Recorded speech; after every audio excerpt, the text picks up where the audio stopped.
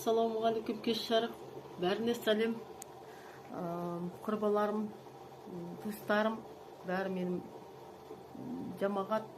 Мен де бәріне жақсы. Бүгін демалып, бүгін жұмыстарға барып, мұны зерттеп келдім. Бір адам табылып, әйел адам, қыстан бері ақшамды бермеген. Соған барып, бағана посланияларын тыңдап, кеш ертең жұмыстарға барасың деп, жұмыста массаж жасайын адамдарға. Тәубесін өткіздім.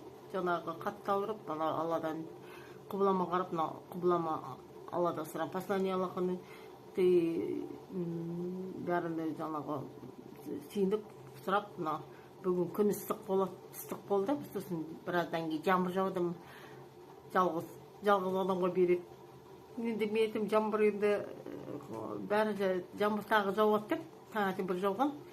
Сосын тез біріне деп, мен енді семинарияда жүрмін ғой, енді Аллах комментарийға жазам, енді Аллах Всевышний, я мусульманка, я намаз читаю, у тебя есть хороший будет, подарки будет, работа будет. Шыққан кезде шығамын, мен Алладан сұраймын. Мен пірім бар ғой, енді пірге қол бердім. Сен қанша мұсылман болсаң да, мен әулиелерге дұға жасадым, тәкбір айттым. Бәрілеріне сондай денсаулық тілеймін, бәріне сондай, бәріне шипа болсын деп футболкалар берді бағана бір әйел. Соны бір киімдерін беріп, маған жаңа киімдер ғой, киілген. Соны жуып, тазалап, тұзбен жудым.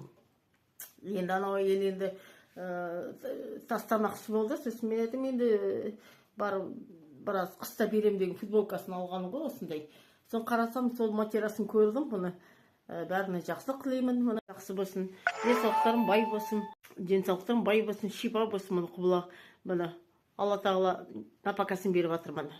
Енді күндерін жақсы, дүйсенбі, бейсенбі күндері мен сәтті күні шықтым.